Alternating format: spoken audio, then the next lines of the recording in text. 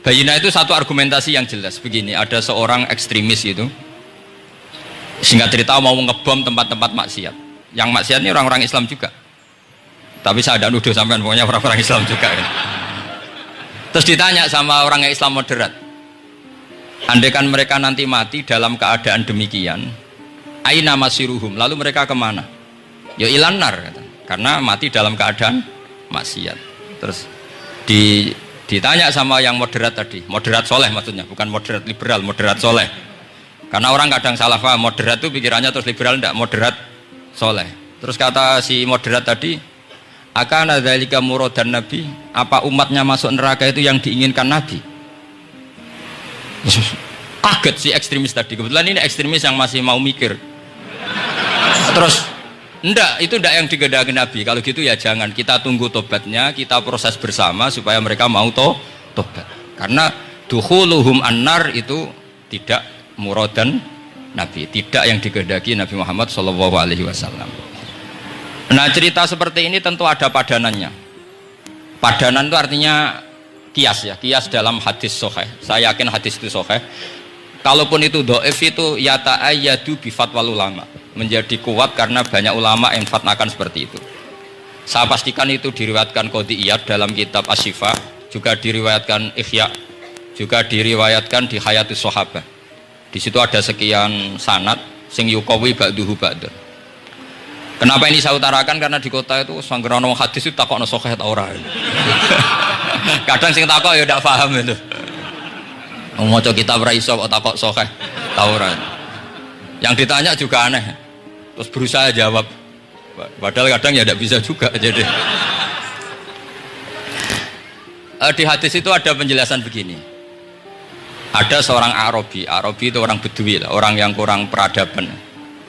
Minta sesuatu pada Rasulullah SAW.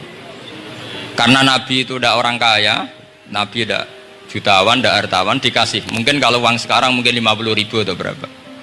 Orang itu gerutu senggerutu-gerutunya. Nabi kok pelit gitu, kira-kira seperti itu. Akhirnya sahabat ini merasa tidak nyaman, ingin, karena ini Arab ya, ingin mengadili ini.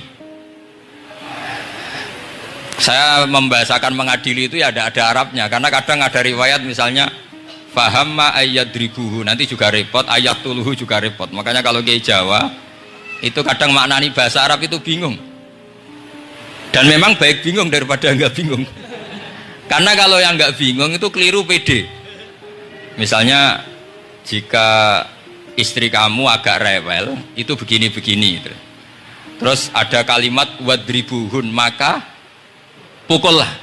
Itu kalau orang nggak bingung langsung diterjemah mukullah, nanti dilaporkan Komnas HAM gitu. Tapi kalau yang bingung itu akhirnya tatallub mencari-cari. Ternyata di semua tafsir disebut dorban ghairu mubarrihin, ya mukul tapi yang tidak menyakiti. Jadi kekeliruan itu pasti dimulai orang-orang yang nggak bingung. Jadi ilmunya nggak cukup, akhirnya nggak bingung. Bingung itu penting. Loh betul. Nggak ada orang alim kecuali dari bingung. Karena orang alim itu nggak bisa pede. Karena referensinya banyak, kemungkinannya banyak. Sehingga mesti pikiran pertama kalau ada lafadz ini maknawi apa lafzi. Ini mahmul apa enggak? Ini mansuh enggak? Ini muqayyad mutlak enggak? Ini sekaligus jadi pusat studi Quran, jadi supaya teman-teman memang seperti itu. Kata wadribuhun, maka pukullah. Sama seingat betul ketika Pak Quraisyab nulis di Membumikan Al-Quran tentang alak. Itu kalau orang ahli embriologi dimaknani alak segumpal darah itu mesti tertawa-tawa, karena nggak ada dalam proses embriologi orang lewat proses segumpal apa?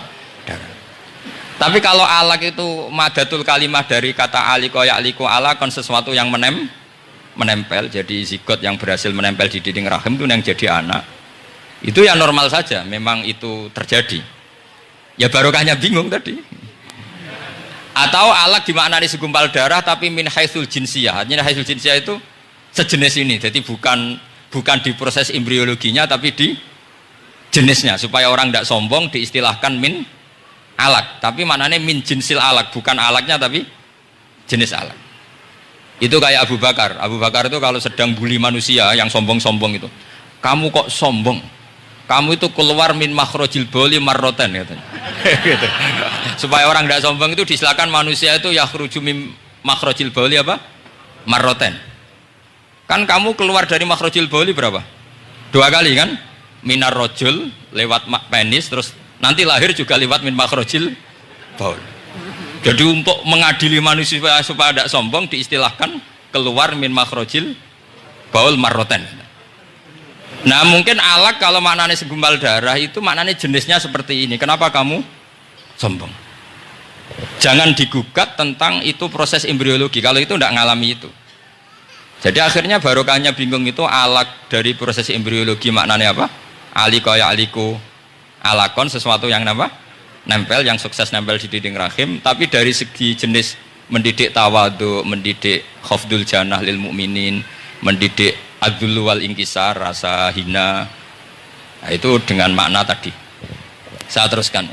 Si Arabi tadi karena dikasih 50.000 gerutu terus akhirnya Nabi memanggil Arabi tadi karena mau dipukulin sama sahabat. Nggak tahu mau dipukulin atau mau dibunuh, nggak tahu, pokoknya dikerasin tadi. Makanya nggak usah diterjemah. Kalau diterjemah nanti jadi bingung. Terus akhirnya dibawa sama Nabi, diajak masuk, dikasih banyak sama Nabi. Kasih banyak, ditanya sama Rasulullah, kamu sudah puas ya Arabi? Sudah ya Rasulullah. Hebatnya Nabi apa? Kamu harus menjelaskan ke semua sahabat saya kalau kamu sudah puas, karena tadi kamu ngomong yang bikin sahabat saya dongkol. Terus sekarang harus mengkonfirmasi. Ya Rasulullah. Di depan umum juga Nabi ikut. Ini Arabi tadi minta saya tak tambah, terus dia puas. Ahakada ya Arabiyu? Naam ya Rasulullah, fajazakallahu min khairin wa asyiratin. Dia tegas, naam ya Rasulullah. Nah, pelajaran dari hadis ini adalah kalimat ini. Ini harus diingat-ingat. Setelah Arabi tadi puas, sahabat juga tahu apa pernyataan puasnya Arabi tadi. Nabi ngetikan begini. Masalu hadza, perumpamaan orang ini dan saya itu seperti orang yang punya unta atau sapi atau kambing yang syarodat, yang liar. Fattaba'ahan nasu. Kemudian orang-orang ikut membantu nangkap. Falam yaziduha illa nufuran. Bantuan manusia-manusia ini malah tambah lari karena ini semua orang ini asing. Bagi unta ini kan asing, yang nggak asing kan hanya pemiliknya. Nah, terus kata si pemilik unta tadi, khallu baini wa baina naqati. Sudah, saya tidak usah dibantu. Fa ana arfaku, biasa lebih sayang kepada unta saya.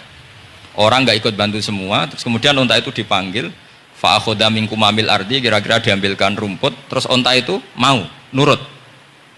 Intinya apa? Kalau orang nggak bakat kiai, nggak bakat dai ilallah, kok ngajak-ngajak Islam itu falam yaziduha ila nufuron, kira-kira gitu.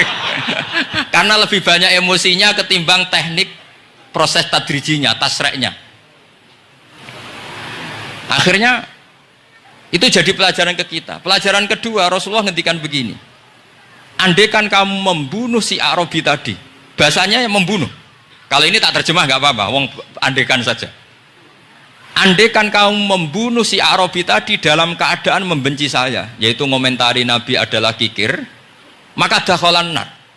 Orang ini akan masuk neraka karena dia mati dalam keadaan sakhitan dan Nabi SAW. Dia mati berstatus benci kanjeng.